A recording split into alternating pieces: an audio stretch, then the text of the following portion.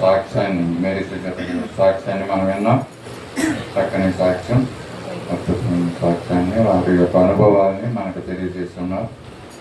దాన్ని కుటుంబాన్ని వారిని బాగా దీవించి ఆశీర్వదించింది. ఒక సమయంలో వాక్య సందేశానికి మనం వెళ్దామండి. వాక్య సందేశం ఏంటో మనం ప్రార్థన చేస్తున్నాం. మన మధ్యలో దేవుడి గారి ముందుకు వచ్చి ప్రార్థించవలసిందిగా కోరుతున్నాం.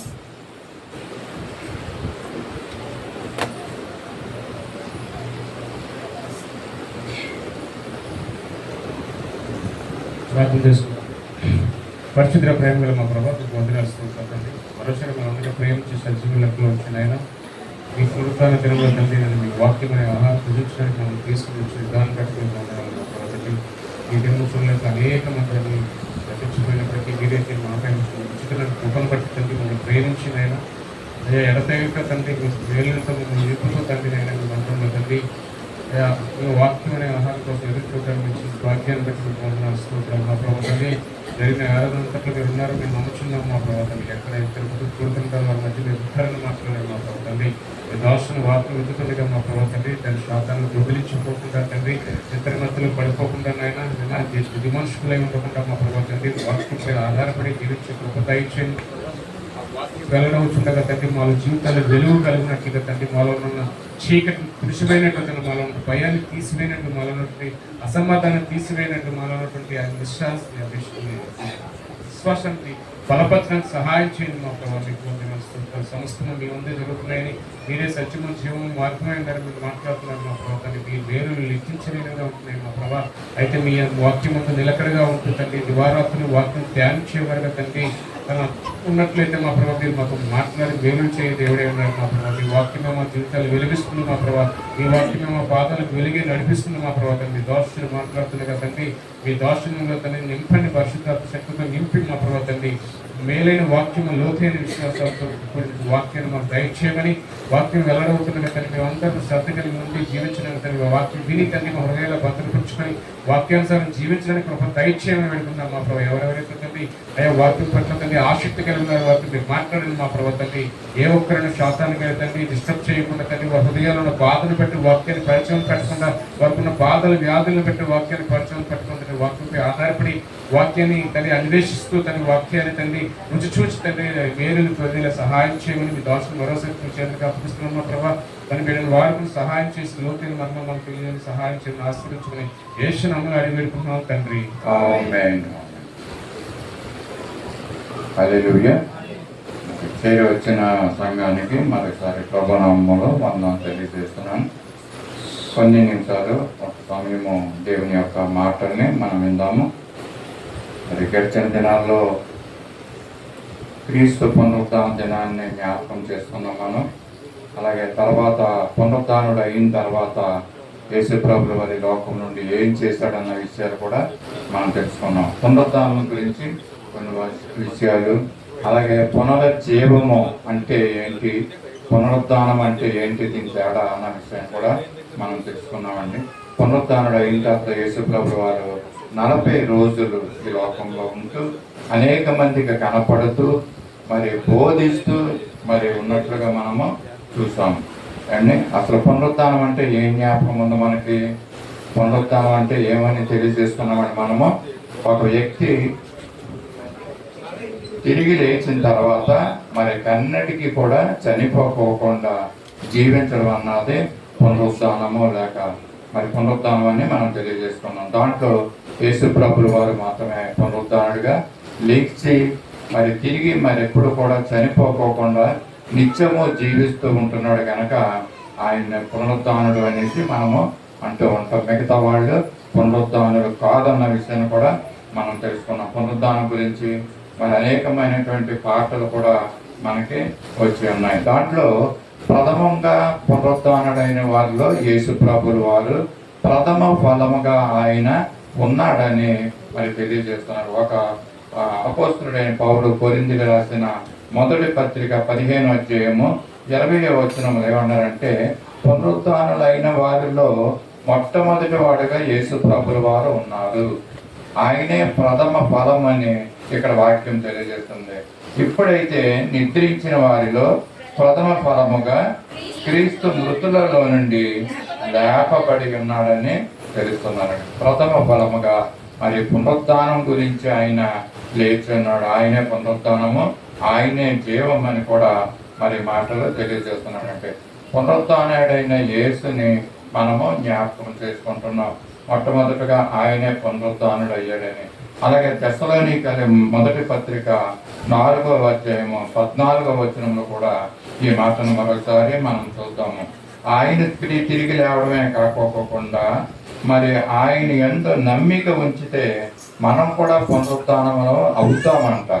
చదువుదామండి మాట 14వ వచనం 4వ అధ్యాయము తెస్సలోనికైల మొదటి పత్రిక. యేసు మృతి పొంది తిరిగి లేచనని మనము నమ్మిన ఎడల అదే ప్రకారముగా యేసునందు నిద్రించిన వారిని దేవుడు ఆయనతో కూడా లేపుతాడు అనేసి ఇక్కడ మాట ఉందండి. యేసు ప్రభుల వారు ఏ విధంగా అయితే ప్రథమ ఫలంగా లేచాడో ఆయన యందు మనం నమ్మిక ఉంచినట్లయితే మనం కూడా ఆ విధంగానే లేస్తామని మరి ఇక్కడ వాక్యం తెలియజేస్తుంది. అపోస్తలుడైన పౌలు ఈ మాటలు తెలియజేస్తున్నారండి. మరి ఎంతమంది నమ్ముతున్నారో యేసు ప్రభుల వారు చనిపోయి తిరిగి లేచాడని మనము నమ్మాలి. మనం ఆయన యందు నమ్మిక ఉంచితే ఏ విధంగా ఆయన తిరిగి లేచాడో ఆ విధంగా మనల్ని కూడా ఆయన తిరిగి లేపుతాడనేసి విశ్వాసము ఆ నిరీక్షణ మనకు ఉండాలండి. యేసు ప్రభుల వారు ప్రథమ ఫలంగా లేచాడు, మొదటివాడిగా లేచాడు. ఇప్పుడు మొదటివాడిగా లేచాడంటే రెండవ వారిగా ఎవరు లేస్తామంటే యేసునందు విశ్వాసం ఉంచినటువంటి వారు మనము లేస్తాము. మరి మొదటి పరిశుద్ధులు అయినటువంటి వారు లేస్తారనేసి వాక్యం కూడా ఉంది. ఈవేళ ఉదయకాలము మరి ఉత్తర ప్రచుత్రాల్లో కూడా ఈ మాట అమ్మగారు చెప్పారు. ఎంతమంది క్యాచ్ చేశారో తెలియదు కానీ పరిశుద్ధులైన వారు లేస్తారంట. అంటే వాళ్ళు మొదట లేస్తారు. ఇంతకుముందు నేను తెలియజేశాను, మొదటి పునరుత్థానము, రెండవ పునరుత్థానం అని 2 పునరుత్థానాలు ఉంటాయి. ఒకటి జీవ పునరుత్థానము, రెండోది మరణ పునరుత్థానం అని. చాలా మంది దైవ సేవకులు వాక్యాలు చెప్పేటప్పుడు పునరుత్థానం గురించి మనం ఏమనుకుంటామంటే ఆ పునరుత్థానమా తిరిగి లేవడము, యేసు ప్రభుల వారు ఆల్రెడీ తిరిగి లేచారు, ఓకే అంతవరకు నమ్ముతాం మనము. మనం కూడా తిరిగి లేస్తామా అని అన్న మాటకి సగం మంది నమ్ముతారు, సగం మంది నమ్మరు, విశ్వాసం ఉంచరు. ఏదో దేవుడు ఈ జీవితం ఇచ్చాడు అంటే మరణం అయ్యే వరకు మనం ఎప్పుడు మరణం అవుతాం మనకు తెలియదు అండి. ఈ జీవితం ఇలా జీవించి మరణం అయిపోవడమే అంతే, అంతవరకు అనేసి చాలా మంది నిరుత్సాహముతో వైరాగ్యముతో మరి జీవితం గడుపుతూ ఉంటారండి చాలా మంది. కానీ మరి గొప్ప నిరీక్షణ మనకి ఏంటంటే చనిపోయిన తర్వాత అసలు జీవితం మొదలవుతుంది అన్న విషయం ఇంతకుముందు చెప్పాను. ఈ జీవితము తృణప్రాయము, క్షణమంగురమైనటువంటి ఈ జీవితము 50, 60, 70 సంవత్సరాలు మనం జీవిస్తాము. కానీ మరి అసలు జీవితం తర్వాత మనకి తిరిగి లేచిన తర్వాత ప్రభు ఏ విధంగా తిరిగి లేచాడో, ఈ లోకమునకు వచ్చి ఆయన ఏ విధంగా జీవించి తిరిగి లేచాడో మనకు మాదిరి ఉంచి వెళ్ళాడండి. మనం నమ్మకం ఉంచుతామనేసి మనం విశ్వాసం ఉంచుతాము దాని మీద, పునరుత్థానం మీద అని దేవుడు ఏం చేశాడంటే చనిపోయి తిరిగి లేచి పునరుత్థానుడు అయ్యాడండి. ఈ విధంగా మీరు కూడా పునరుత్థానాలు అవుతారనేసి దేవుడు తెలియజేస్తున్నాడు. దీని యందు మనము నమ్మకం ఉంచాలి, ఈ మాట యందు మనము శ్రద్ధ చూపించాలి, గ్రహించాలని దీని మీద. మరి బ్రతుకుతున్న ఈ బ్రతుకు ఈ జీవితం కాదండి. అసలు జీవితం మనం చనిపోయి యేసుప్రభుల వారు రెండో రాకడ వచ్చిన తర్వాత ఆ తిరిగి లేచినటువంటి బ్రతుకు అది చాలా ఎక్కువ జీవితం, నిత్యం ఉండే జీవితం. ఇంకా చెప్పాలంటే మరి ఆయన ఏం చేస్తాడంటే 1000 ఏండ్ల పరిపాలన ఇక్కడ ఉంటుందండి. పరిశుద్ధులు లేస్తారని చెప్పారు కదా. మొదటి పునరుత్థానంలో పరిశుద్ధంగా ఎవరైతే జీవించారో ఈ 50, 60 సంవత్సరాల జీవిత కాలంలో వారిని దేవుడు మొట్టమొదటిగా తిరిగి లేపుతాడు. అందుకనే దేవుడు యేసుప్రభుల వారు పునరుత్థానాన్ని మన ముందుంచి వెళ్ళాడండి. ఆయన తిరిగి లేచాడు. ఈ విధంగానే మీరు కూడా లేస్తారనే ఆ యాస మీలో కలిగి ఉండాలి అండి. ఈ జీవితము ఇది కాదు జీవితం, అసలు జీవితము జీవించి తిరిగి లేచిన తర్వాత అది అసలు జీవితం అనేసి మీకు తెలియజేస్తున్నాను. ఇంకా చెప్పాలంటే యేసుప్రభుల వారు ఇక్కడికి వచ్చి పరిశుద్ధులతో కలిసి 1000 ఏండ్ల పాలన ఉంటుందంటండి. ఇది ఇంకా గొప్ప సంగతి అంటే మనం జీవించింది 50 సంవత్సరాలు, కానీ దేవుడు చెప్తున్నాడు 1000 ఏండ్ల పాలన. వెయ్యేండ్లు జీవించే జీవితము, అది నిత్యము ఆనందంతో గడిపే సమయము, అది యుగ యుగాలు సంతోషంతో జీవించే జీవితము. దాని గురించి మనకు ఒక గ్రహింపు రావాలండి. ఈ దినాన్ని మందిరానికి వచ్చిన మనము ఉన్నటువంటి కొద్ది సమయంలో ఒక గ్రహింపు మనకు రావాలి. అదేంటంటే మరి నిజమైనటువంటి నిత్యమైనటువంటి సంతోషమైనటువంటి ఆనందమయమైనటువంటి జీవితం ఒక జీవితం ఉంది. దానిలో నేను లేపబడాలి పరిశుద్ధునిగా. ఇదిగో ఇంకా చెప్తారు, ఆ 1000 ఏండ్ల పాలన అయ్యే వరకు కూడానంట మరి దుష్టులైనటువంటి ఎవరైతే మరి మరణించారో వారు లేవరంటండి. ఆ 1000 సంవత్సరాలు కూడా, ఆ 1000 సంవత్సరాలు కూడా ఇదిగో అదే స్థితిలో ఉంటారంట. వాళ్ళు అదే పాతాళంలో అదే వేదనలతో ఉంటారంట. ఎవరైతే యేసుప్రభు 2వ రాకడలో వచ్చినప్పుడు పరిశుద్ధంగా జీవించిన వారు లేచారో వాళ్ళు యేసుప్రభుతో కలిసి రాజ్యము చేస్తారంట అండి. 1000 ఏండ్లంటే తక్కువ సమయం కాదండి అది అండి. అంత సమయం వరకు కూడా ఇదిగో నువ్వు జీవించిన 50 సంవత్సరాల్లో దుష్టకరంగా దౌర్భాగ్యంగా జీవించిన జీవితాన్ని బట్టి నువ్వు పునరుద్ధానుడవు, ఆ వేదనతో నువ్వు ఉంటావో ఆ 1000 సంవత్సరాలు కూడా. ఇదిగో యేసుప్రభు తిరిగి వచ్చిన తర్వాత ఇదిగో 2వ రాకడలో మరలా ఇదిగో ఆ 1000 సంవత్సరాలు అయిన తర్వాత ఇదిగో దుష్టుల పునరుద్ధానం కూడా ఉంటుందంట. అదే మూర్తుల పునరుద్ధానము. ఎందుకంటే వాళ్ళ నిత్యము ఆ నరకయాతలను అనుభవించడానికి దేవుడు వాళ్ళని లేపుతాడంట. తీర్పు తీర్చి వాళ్ళని నరకంలో వేస్తాడంట. ఈ 1000 ఏండ్ల సంవత్సరమే కాకపోకుండా మరి యుగ యుగాల నరకంలో పడే ఆ యొక్క స్థితిని మనం ఎదుర్కోవాల్సి వస్తుంది. ఈ జీవిత కాలంలో నువ్వు పరిశుద్ధుడిగా జీవించకపోతే. ప్రభు కొరకు మరి లేచినటువంటి యేసు ప్రభుల వారు లేచినటువంటి ఆ పరిస్థితి విషయాన్ని ఇదిగో మొదట వరుసలో యేసు ప్రభుల వారు లేచారు. ఇదిగో 2వ వరుసలో మనము లేస్తామంట. దశనిక పత్రికలు అదే మాటలో మనం చూస్తున్నాం. కొరింథీ రాసిన అదే మొదటి పత్రిక 15:23 అంటాడు. కొరింథీ రాసిన పత్రిక, ప్రతి వాడును తమ తమ వరుసలో బ్రతికింపబడును. ప్రథమ ఫలముగా క్రీస్తు తరువాత వచ్చినప్పుడు ఆయన వారిని బ్రతికించిన వాక్యం ఉందండి. నేను చెప్పిన మాటల వరకు వాక్యంలో ఉన్న మాటలనే నేను తెలియజేస్తాను. అపోస్తలుడైన పౌలు అనుభవించి జీవించి ఈ మాటలు తెలియజేస్తున్నాడు. మొట్టమొదటి వరుసలో ప్రథమ ఫలముగా యేసుప్రభుల వారు పునరుద్ధానుడు అయితే ఇదిగో తమ తమ వరుసలలో మిగతా వారు ప్రభు వచ్చినప్పుడు ప్రతి వాడు తమ తమ వరుసల్లో బ్రతికింపబడతాడంట. తరువాత క్రీస్తు వచ్చినప్పుడు ఆయన వారు బ్రతికింపబడుదురు అనేసి అండి. పరిశుద్ధులైనటువంటి వారు జీవించిన జీవితాన్ని బట్టి యేసు ప్రభుల వారిని బ్రతికిస్తాడంట. ఎలా బ్రతికిస్తాడంటే యోహాను సువార్త 5:29 ఒక మాటను మనం జ్ఞాపకం చేసుకుందాం. యోహాను సువార్త 5:29 త్వరగా సమయం లేదు కనుక మనం ఈ మాటలు మనము చూద్దాం.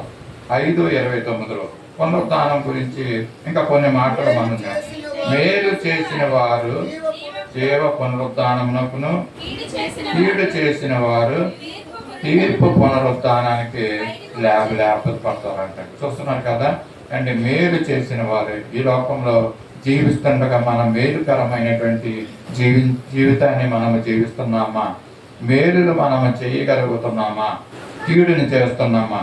ఒకవేళ యేసుప్రభుల వారు మొదటి రాకడలో మొదటి పునరుద్ధానంలో మేలు చేసిన వారు లేస్తారంట. 1000 ఏండ్ల పాలన ఉంటుంది యేసుప్రభుల వారితోటి అండి. మొదటి పునరుద్ధానంలో పరిశుద్ధులు లేస్తారు, 1000 ఏండ్ల పాలన ఉంటుంది అని చెప్తున్నారండి. మరి దుష్టుల పునరుద్ధానము, మరణ పునరుద్ధానంలో మరి కీడు కొరకు, మరి తీర్పు పునరుద్ధానం కొరకు ఈ దుష్టులు లేస్తారు.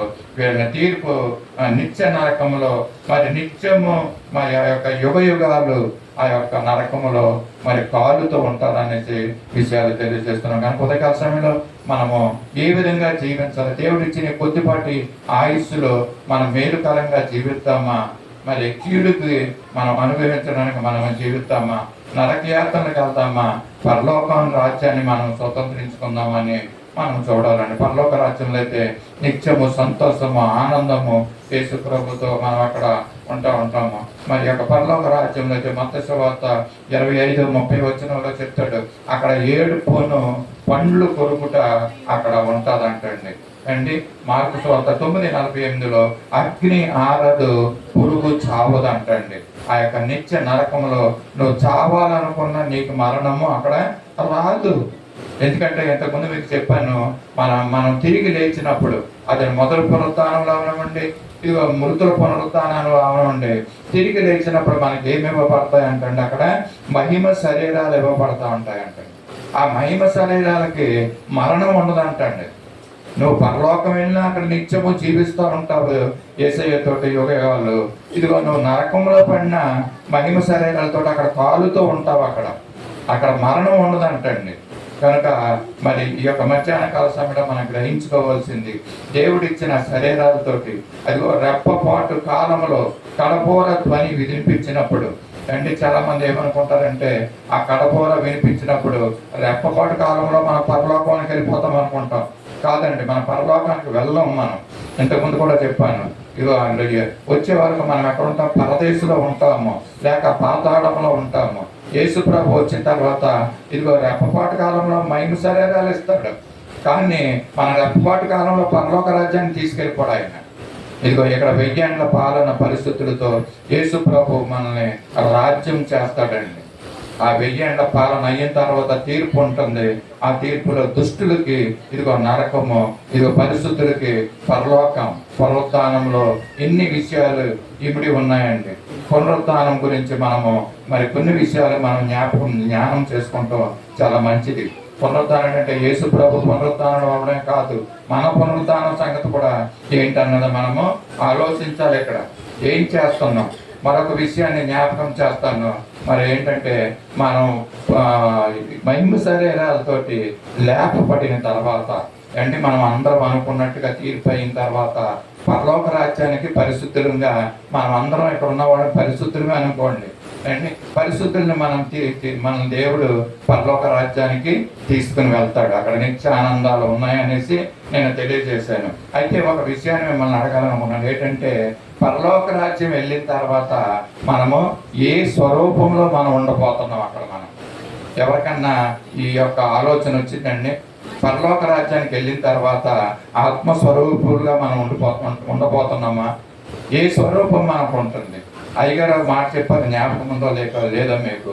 మనకేంటంటే ఒక కొత్త పేరును మనకిస్తారంట అక్కడ. అంటే కొత్త పేరు కూడా మంచిదే. చెక్కబడిన ఒక రాతి మీద ఆ యొక్క కొత్త పేరు మనకి ఇస్తారంట.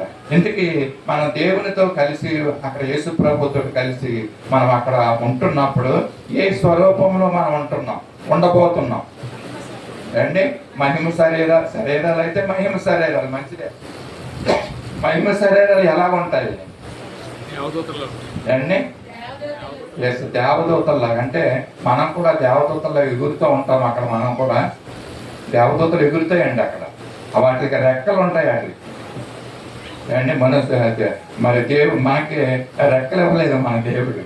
మహిమ శరీరాలకి రెక్కలు ఉంటాయన్న మాట ఎక్కడ మన పరిశుద్ధ గ్రంథంలో లేవు. మీకు ఎప్పుడైనా ఆలోచన వచ్చిందా? ఈ పరలోక రాజ్యానికి మన పునరుద్ధరణలో మనం వెళ్ళిన తర్వాత ఏ స్వరూపంలో మనం అక్కడ ఉండబోతున్నాము?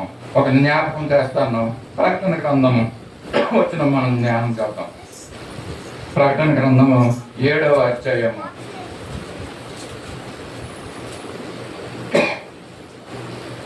ప్రకటన గ్రంథం 7వ అధ్యాయము 9-10 వచనాలు మనం చూద్దామండి. అటు తర్వాత నేను చూడగా ఇదిగో ప్రతి జనములో నుండి, ప్రతి వంశములో నుండి, ప్రజలలో నుండి, ఆయా భాషలు మాట్లాడే వారి నుండి వచ్చి ఎవడును లెక్కింపచాలని ఒక గొప్ప సమూహము కనబడెను.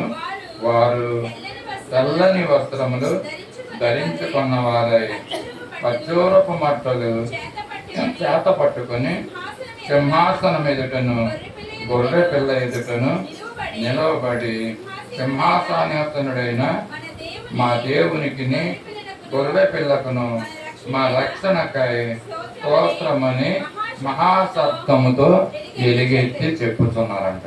ఇది అండి పరిశుద్ధ పరలోక పట్టణంలో పరిశుద్ధులు చేసే పని ఏంటంటే అక్కడ ఎలా ఉన్నారంటే లెక్కించలేనంత గొప్ప జనసమూహం, అంటే భక్త కోటి అండి. అక్కడ ఏర్పరచబడ్డ పరిశుద్ధులు, లేపబడ్డవారు, ఏర్పరచబడ్డవారు అక్కడ ఏం చేస్తున్నారంటే అండి తెల్లని వస్త్రాలు ధరించుకుంటున్నారంట. ఇంకేం చేస్తున్నారంటే అక్కడ తెల్లని వస్త్రాలు ధరించుకున్నారంటే మీరు అన్నట్టుగా మహిమ శరీరాలు అక్కడ ఉన్నాయన్నమాట అండి. మహిమ శరీరాలకి తెల్లని వస్త్రాలు అక్కడ ధరించుకున్నట్లుగా పరలోక పట్టణంలో మనం చూస్తున్నాం. అక్కడ రెండవదిగా మనం ఏం చేస్తున్నాం అంటే ఇక్కడ ఖర్జూరపు మట్టలు చేత పట్టుకొని ఉన్నారంటండి. వాళ్ళు ఎలా ఉన్నారంటే తెల్లని వస్త్రాలు వేసుకుని ఖర్జూరపు మట్టలు చేతితో పట్టుకుని ఉన్నారంట. అంటే ఖర్జూరపు మట్టలు చేతితో పట్టుకున్నారంటే వాళ్ళ మహిమ శరీరాలకి ఇప్పుడు ఏమున్నాయండి, చేతులు ఉన్నాయి అక్కడ అండి. పరలోక పట్టణంలో ఉన్నటువంటి మహిమ శరీరాలకి ఆ దేహాలకి చేతులు ఉన్నాయి కాబట్టి ఖర్జూరపు మట్టను పట్టుకుని అక్కడ దేవుని సింహాసనం ఎదుటను గొర్రె పిల్ల ఎదుటను వాళ్ళు ఏం చేస్తున్నారంటే అక్కడ నిలవబడ్డారంట. అక్కడ ఇప్పుడు ఏమున్నాయి, నిలవబడ్డారంటే అక్కడ కాళ్ళు ఉన్నాయండి. అక్కడ ఈ మహిమ శరీరాలకి దేవుడు చేతులు ఇచ్చాడు, చేతులు ఉన్నాయి, అక్కడ కాళ్ళు ఉన్నాయండి. కాళ్ళతో వాళ్ళు నిలవబడ్డారండి. ఇంకేం చేస్తానంటే సింహాసనాసీనుడైనటువంటి మా దేవునికి గొర్రె పిల్లకను మా రక్షణకై స్తోత్రమని ఎలుగెత్తి చెప్పుతున్నాయంట. పరలోక పట్టణంలో లేచిన తర్వాత పరిశుద్ధులు అక్కడ ఆరాధిస్తున్నారండి దేవుణ్ణి. ఏ విధంగా మనం ఆరాధించబోతున్నామంటే ఇదిగో ఎలుగెత్తి ఆరాధిస్తున్నామంట, ఎలుగెత్తి చెప్పుతున్నారంట. వాళ్ళు ఎలుగెత్తి చెప్తున్నారంటే ఏమన్నట్టు మనకి ఇప్పుడు అంటే ఇందాక చేతులు ఉన్నాయి, ఖర్జూరపు మట్టలు పట్టుకున్నారు, కాళ్ళు ఉన్నాయి, వాళ్ళని లేచి నిలబడ్డారు. అంటే ఎలుగెత్తి చెప్తున్నారంటే వాళ్ళకి నోరులు ఉన్నాయండి. నోటితో దేవుణ్ణి అక్కడ స్తుతిస్తున్నారు. మనకు ఇప్పుడు చూస్తున్నాం కదండి పరలోకం యొక్క మర్మాలు పద్మాసులో ఇదిగో యోహాను గారికి దేవుడు దర్శన రీతిగా తెలియజేస్తున్నాడు. మనం ఏ విధంగా ఉండబోతున్నాం అంటే పరలోకంలో ఇదిగో ఎంత సంతోషము, ఆనందము, చేతులతో ఖర్జూరపు మట్టను పట్టుకుని ప్రభువు స్తుతించే గొప్ప భాగ్యము అండి. ఎంత సంతోషము.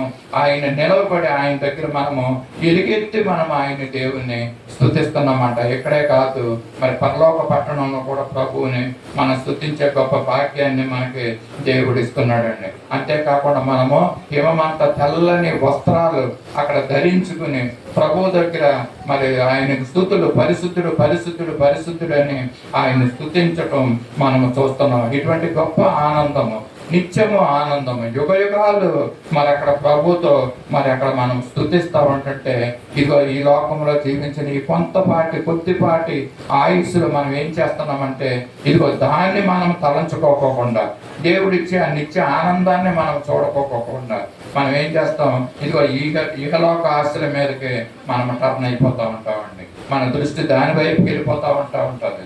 అంటే ఈ లోకంలో ఉన్న కొద్దిపాటి జీవితము నువ్వు పరిశుద్ధంగా కనుక జీవించగలిగితే ఇదిగో దేవుడు ఇచ్చే నిత్య సంతోషము, నిత్య ఆనందము మరి దాంట్లో మనం ఉంటాము.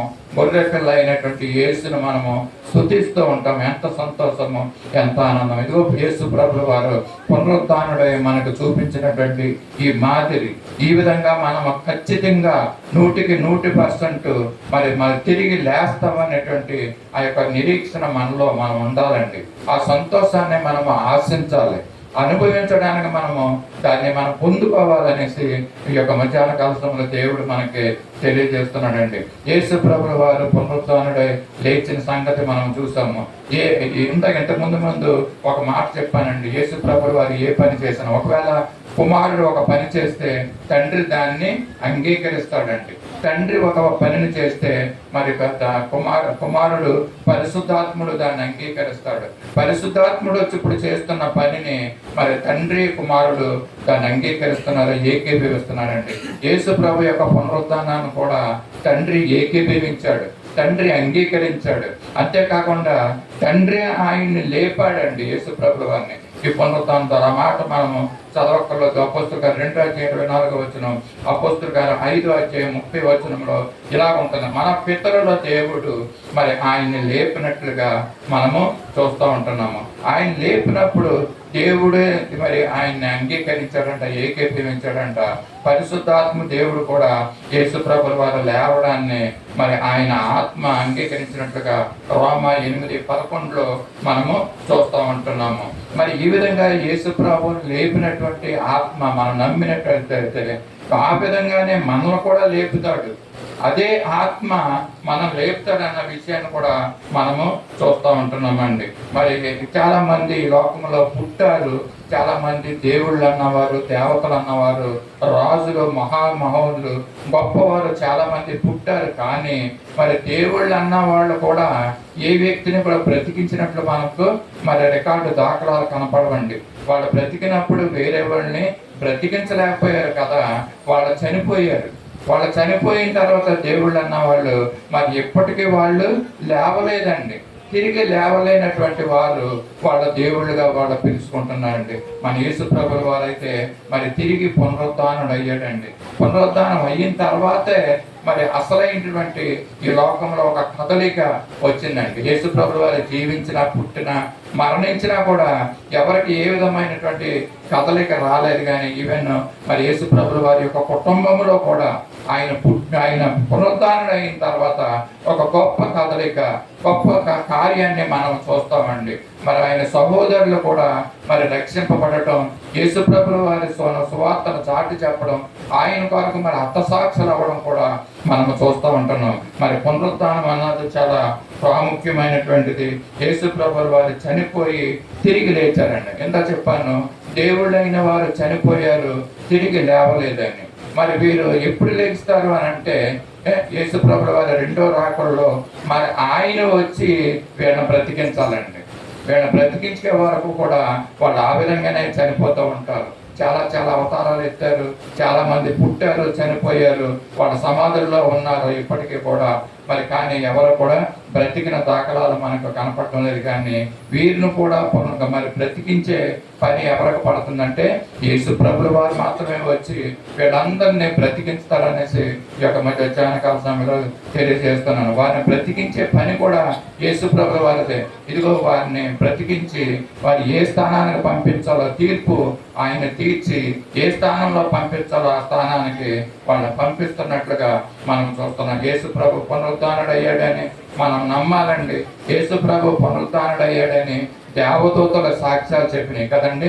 మరి అక్కడ సమాధి దగ్గర ఆయన పొర్లించి ఆయన ఇక్కడ లేడు, తిరిగి లేచాడు, ఇదిగో మీకంటే ముందుగా ఇదిగో గలిలయకి వెళ్తున్నాడు అన్న విషయాన్ని మనం జ్ఞాపకం చేసుకుందాం. ఇదిగో దేవదూతల సాక్ష్యం చెప్పారు, యేసుప్రభుల వారు పునరుద్ధానుడు అయ్యాడని. ఇదిగో ప్రత్యక్షంగా ఆయనతో ఉన్నటువంటి శిష్యులైనటువంటి వారి సాక్ష్యాలు చెప్పారండి. అపోస్తులైనటువంటి వారి సాక్ష్యాలు చెప్పారు కదా. ఆయన తిరిగి లేచిన తర్వాత మరి చాలా మంది స్త్రీలకు కనిపించారు మొట్టమొదటిగా, తర్వాత అపోస్తులకు కనిపించారు, శిష్యులకు కనిపించారు. మరి ఆ వారి యొక్క గదిలో తలుపు వేసుకున్నప్పుడు ప్రభువారు అక్కడ కనిపించి వారికి ప్రత్యక్షమై వారితో మాట్లాడారు. ఇదిగో మీరు హృదయాన్ని కలవరపడినపోతే అంటాడు. అలాగే 5,000 మందికి పైగా ఉన్న వారికి కూడా యేసుప్రభుల వారి పునరుద్ధానుడు అయిన తర్వాత కనపడిన విషయాన్ని కూడా మనము ధ్యానము చేసుకున్నామండి. ఈ విధంగా మరి అపోస్తులు మరి యేసుప్రభు వారు తిరిగి లేచాడని మరి ఎంత సువార్తను చాటి చెప్పిన విషయాన్ని కూడా మనం చూస్తున్నాం. అపోస్తుల కార్యం 4వ అధ్యాయము 33వ వచనంలో ఒక మాటను మనం చూద్దాం. ఇదిగో అపోస్తులు బహుబలముగా బహుబలముగా ప్రభువైన యేసు పునరుద్ధానమును గూర్చి సాక్ష్యం ఇచ్చిరి. దైవ కృప అందరి యందు అధికంగా నుండి. అంటే శిష్యులందరూ కూడా, శిష్యులు యేసు ప్రభుతో కలిసి జీవించిన వారు ఆయన్ని చూశారు, ఆయన మరణాన్ని చూశారు, ఆయన పునరుద్ధానాన్ని చూశారు. చూసిన తర్వాత మరి అనేక మందికి ఏం చేస్తున్నారంటే బహుబలముగా ప్రభు అయిన యేసు పునరుద్ధానుడు అయ్యాడని సాక్ష్యం చెప్తున్నారంటండి. అందుకని ఆయన కృప వారి మీద అధికంగా ఉంది. వాళ్ళ బలమైనటువంటి పరిచర్యను చేసినట్లుగా మనము చూస్తున్నాం. యేసు ప్రభు పునరుద్ధానుడని అనేక మంది కనపడ్డాడు. అంతేకాకుండా ఆయన ఏం చేశాడండి, బోధించాడు అనేక మందికి. ఆయన రాజ్యం సువార్త గురించి చాటి చెప్పాడండి. మరి అలాగే అపోస్తులుడైన పౌలు కూడా యేసు యొక్క పునరుద్ధానాన్ని గురించి చాటి చెప్పినట్లుగా మనం చూస్తున్నాం. ఆయన రాజులు ఎదుట, అధికారులు ఎదుట కూడా భయపడకుండా ప్రాణాలకు తెగించి ఇదిగో యేసు పునరుద్ధానుడు అయ్యాడు అన్న విషయాన్ని ఆయన చాటి చెప్పినట్లుగా మనం చూస్తున్నాం. రోమాపత్రిక 10వ అధ్యాయం 19వ వచనంలో ఒక మాటను చూసి మనం ముగింపులోకి వెళ్దాము. రోమా 10:19 వచనంలో, దేవుడు మరియు నేను, రోమా 10:19. ఓకే, చదవండి.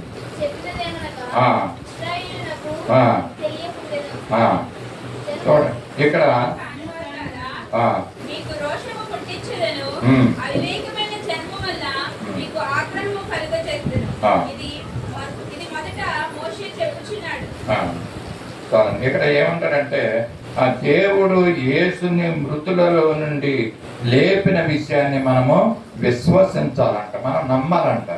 అంటే ఇక్కడికి వస్తున్నట్టు మనము ప్రత్యేకంగా ఈ యొక్క ఆదివారం దినము పునరుద్ధాన యేసు ప్రభు తిరిగి లేచి పునరుద్ధానుడైనటువంటి దినాల్లో మనం ఉన్నామండి. అంటే 40 రోజులు ఆయన ఈ భూలోకంలో ఉన్నాడు కనుక ఆయన విషయాన్ని మనం జ్ఞాపకం చేసుకుంటున్నాం. అంటే మనము యేసు ప్రభు మృతుల్లో నుండి తిరిగి లేచాడు, పునరుద్ధానుడు అయ్యాడు అనే విషయాన్ని మనం సంపూర్ణంగా నమ్మాలి, ఆయన యందు మనము విశ్వసించాలి. అంతేకాకుండా ఏ విధంగా యేసు ప్రభు వారు పునరుద్ధానుడు అయ్యాడు, మనను కూడా ఆ విధంగానే లేపుతాడని మనం ఆయన యందు నిరీక్షణ ఉంచాలంటండి. ఆయన అంతేకాకుండా ఆయన పునరుద్ధానాన్ని మనం కూడా చాటి చెప్పాలంటండి.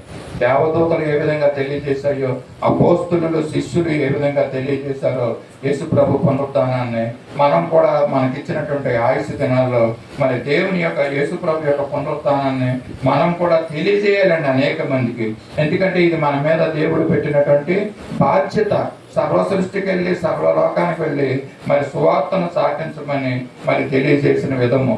మరి మనమందరం కూడా దేవుడిచ్చిన దినాల్లో మరి యేసు ప్రభువుని మనం చాటి చెప్తాం.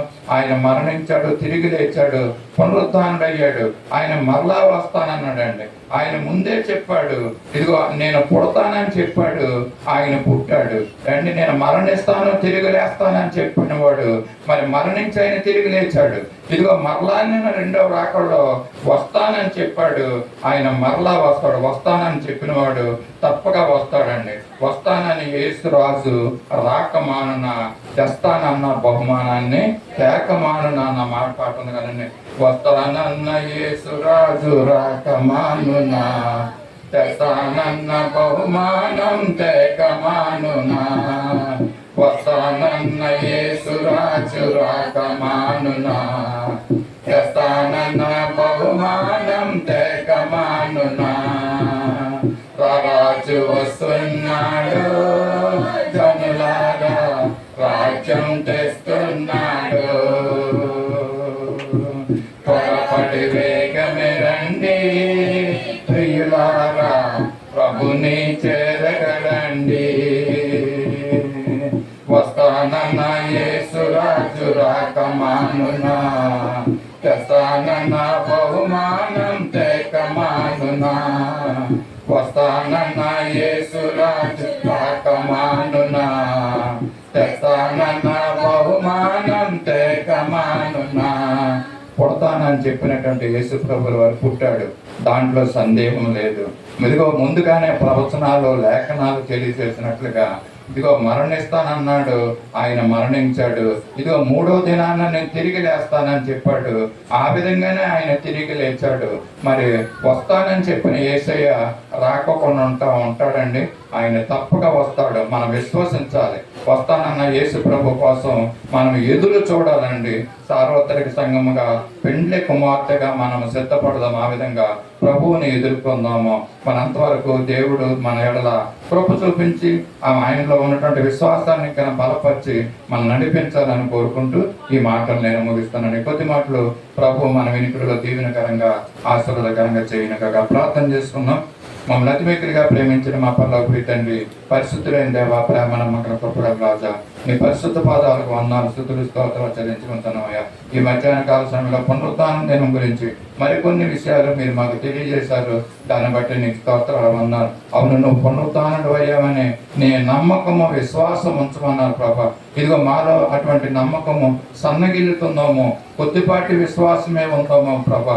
ఆ విశ్వాసాన్ని మాకు బలపరచండి. నువ్వు పునరుత్థానుడు అయ్యాడని నమ్మకము మాకు కలిగించండి తండ్రి, నీకు స్తోత్రాలు. అంతేకాకుండా నువ్వు తిరిగి వస్తావని నిరీక్షణ, విశ్వాసము మాకు ఉంచమని కూడా అడుగుతున్నాం ప్రభా. ఉన్నటువంటి విశ్వాసాన్ని బలపరచండి తండ్రి. ఇదిగో మీరు మాకు ఇస్తున్న ఆయుష్కాల దినాల్లో ప్రభాని పునరుత్థానాన్ని చాటి చెప్పేవారుగా చేయించండి. ఇదిగో దేవదూతలు, అపోస్తులు 5,000 మంది కంటే ఇంకెక్కువ మంది శిష్యులు ఇదిగో నువ్వు కనపడి నువ్వు తెలియజేస్తావు మా ప్రభా.